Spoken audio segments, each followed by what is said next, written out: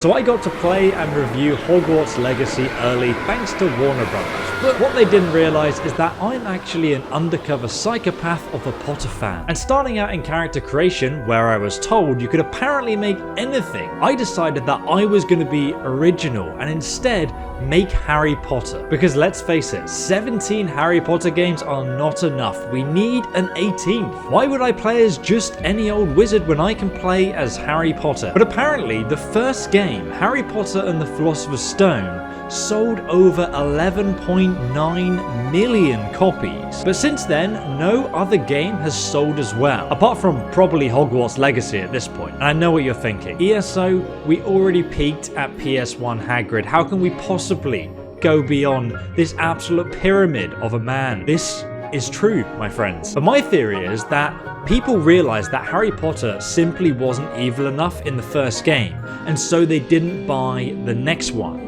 So today I will be role-playing Harry Potter as the true evil wizard he always wanted to be.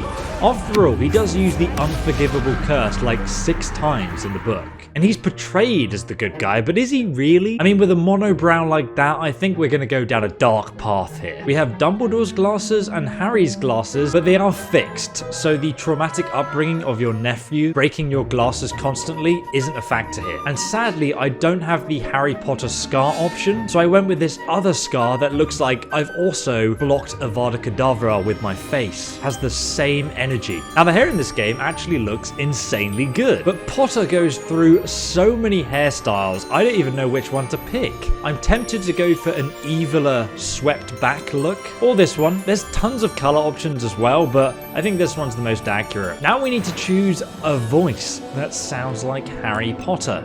I am indeed a student, but I could very well be able to help you. No. I'm eager to get to No, definitely Hogsmeade. not. I am indeed a student, but I could very well. There's definitely some variations in A pitch few here. cobwebs and some dust. Nothing. That was quite something. No. That was quite something. I believe I'm really going to enjoy this class. To be honest, I really like the idea of an 11-year-old Harry going around using the unforgivable curses. And with that, we'll begin. Now, since this was a preview build, I didn't actually get to pick my house, and I cannot tell you anything about the intro without Warner Brothers coming in here and Avada Kedavraing me. So we ended up as a Gryffindor.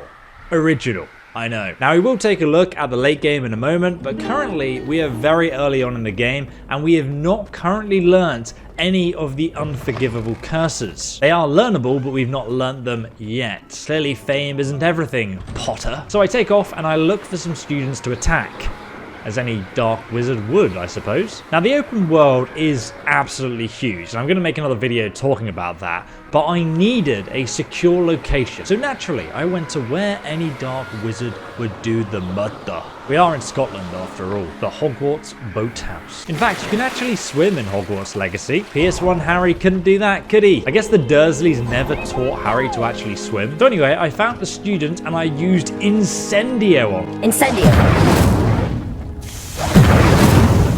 Now initially I thought it had some effect, but then I realized that this student was actually just reacting to the pepper imps that he's just eaten. There's actually loads of cool details like this in the game if you just take the time to have a look around you. But sadly, or maybe fortunately, you can't attack other students at random for no reason. And I guess it wouldn't really make sense for Harry to suddenly go on a bloodthirsty rampage, though that does change later in the game, and to be honest, that's kind of like a progression to the darkness, if that makes sense. But I did really enjoy watching the other students around the castle, interacting with magical artifacts, walking on walls, playing various wizarding games like gobstones or marbles as you muggles call it. I'm saying that like I'm actually a dark wizard now because I've played this game. You can even see students getting in trouble as well. Dangerous books! They are from the restricted section. Yes, I mean, shut up. Enough!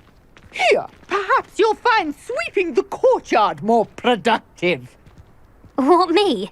Use a broom? The world just feels alive what I and said, magical. and And if you look carefully, even like the walls and the statues, like they're moving subtly. There's a lot to appreciate here if you take the time, but on this hands-on, I really didn't have enough time to do that. So you have to subscribe if you want to see my full evil playthrough of Hogwarts Legacy. But I am glad I saw this child getting a howler from his Mudblood hating mum. Can you explain why I have received a letter from a muggle claiming to be the mother of a friend of yours yours asking me to afternoon tea?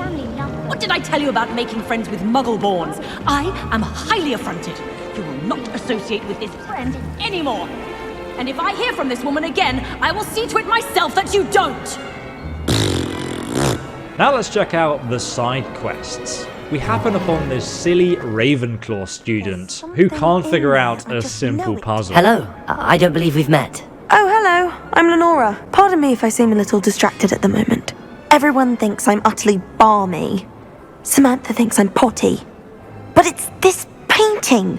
I never noticed it before. If I know Hogwarts, and I do, an empty frame doesn't appear for no reason. Something more to this. Are there any other empty paintings like this around the school? Yes, a few. This entire place is somewhat of a riddle, to be honest. If I can work out the riddle of this one, I'll know what to do with all of them. As good a place as any to begin. If I have the time, I may look. Could be intriguing. I've been racking my brains long enough. Do come and find me if you stumble on something illuminating that solves the mystery. So, we use Lumos on the portrait to reveal its dark secrets. Lumos! That spot must be a clue. I should look around in case it's nearby. And then it shows us a picture of a location which we need to find.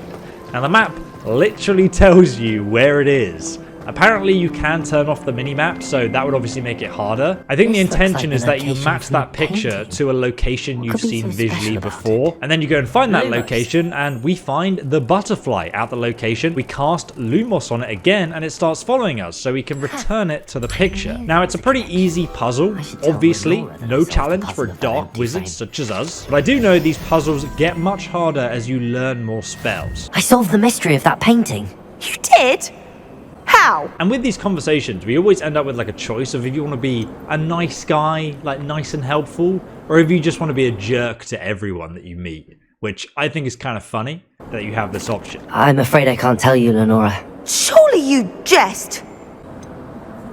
You should have worked it out on your own. You have nerve. Especially since I'm the one who told you about it in the first place. Imagine solving a riddle that I mentioned and then not telling me the answer. Now, as for the impact of if you treat everyone like this, students will start to talk about you. Will make you regret signing up. For the same later in the game, when you have much more good and evil decisions, people are going to talk about you and treat you differently, apparently. Now, Hogwarts Legacy has a main quest, and if you carry on doing the main quest, then you can actually miss the side quests. As for the side quests, they usually revolve around finding secrets, magical artifacts, or helping other students. So in terms of being evil early on in Hogwarts Legacy, all you can really do is be nice or be a jerk, especially early on in the game with reactions like this. You must have really impressed Sebastian.